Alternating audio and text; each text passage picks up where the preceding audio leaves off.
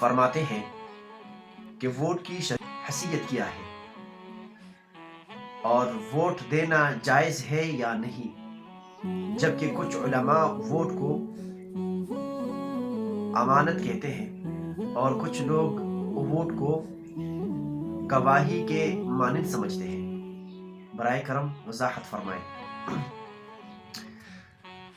میرے بھائی ایک بات ذہن میں رکھیں، یہ مسئلہ اس دور کا انتہائی اہم مسئلہ ہے اور اس ملک کے اندر بڑے بڑے علماء کرام اور مفتیان کرام موجود ہیں۔ میں تو اتنا بڑا عالم بھی نہیں ہوں، اور اس مسئلے کے اندر علماء کرام مفتیان کرام دو جماعتوں میں تقسیم ہو چکی ہیں۔ کچھ علماء اور مفتیان کرام اس کے حق میں ہیں اور کچھ علماء کرام ووٹ کے حق میں نہیں ہیں، اور دونوں فریقین کے پاس مضبوط قسم کے دلائل موجود ہیں۔ اگر میں کسی جماعت یا کسی فریق کے دلائل پیش کرنے لگوں تو یقیناً مجھ پر بھی ٹپا لگ جائے گا۔ اس سے بہتر یہ ہے کہ آپ اپنے علاقے کی جو مستند علماء ہیں، مفتیان کرام ہیں، ان کے پاس جائیے، ان کے ساتھ اس مسئلے کے بارے میں ڈسکس کیجئے گا، اور وہ جو مسئلہ بھی بتائے تو آپ اسی پر اکتفا کریں اور معاملہ اس پر چھوڑ دیں۔ قیامت کے دن وہ جانے اور اللہ جانے۔ اور جہاں تک میری بات ہے، جو میں سمجھتا ہوں، یہ ایک مباح سمجھے، چونکہ اس دور کا ایک ضرورت ہے، اس وجہ سے میں اس کو مباح کہہ سکتا ہوں۔ اگر دل اجازت دے تو ووٹ دے سکتا ہے، نہیں تو میں سمجھتا ہوں کہ کوئی ضروری نہیں ہے۔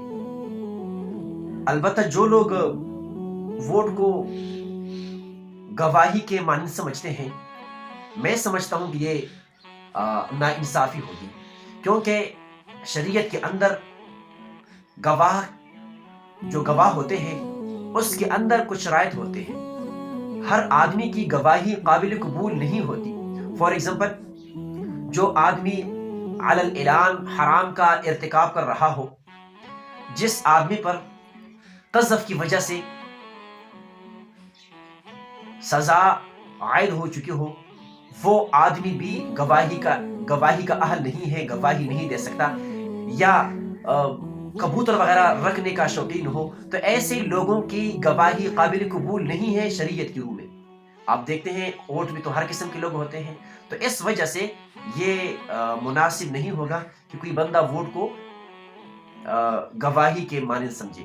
اور جو لوگ ووٹ کو امانت سمجھتے ہیں، میں سمجھتا ہوں یہ بھی ٹھیک نہیں ہوگا، کیونکہ ووٹ جو ہے اس کے اندر جو امانت کی شرائط ہے وہ نہیں ہے۔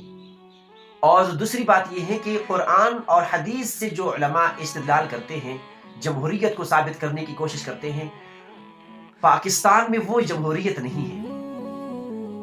اور یہ بھی میں ناانصافی سمجھتا ہوں کہ جو لوگ قرآن یا حدیث استعمال کرتے ہیں اور اس کے ذریعے سادے دیندار مذہبی لوگوں کو دھوکہ دے کر ووٹ حاصل کرتے ہیں، میں سمجھتا ہوں کہ یہ ناانصافی ہوگی۔ باقی آپ اپنے علماء سے، جو آپ کے علاقے میں علماء ہے، آپ ان سے بھی رجوع کیجئے گا، ان سے آپ اس مسئلے کے بارے میں ڈسکس کریں تو وہ انشاءاللہ آپ کی رہنمائی فرمائیں گے۔ یہ تو میرے اپنے خیالات تھے جو میں نے آپ کے سامنے رکھے۔ باقی میں پھر سے کہتا ہوں کہ ایک مباح عمل ہے، اگر کوئی بندہ ووٹ دینا چاہتا ہے دے دے، اگر کوئی نہیں دینا چاہتا تو میں سمجھتا ہوں کہ اس کو نہ دینے والے کو کافر کہنا یا دیگر القاب سے اس کو پکارنا، یہ میں سمجھتا ہوں کہ ناانصافی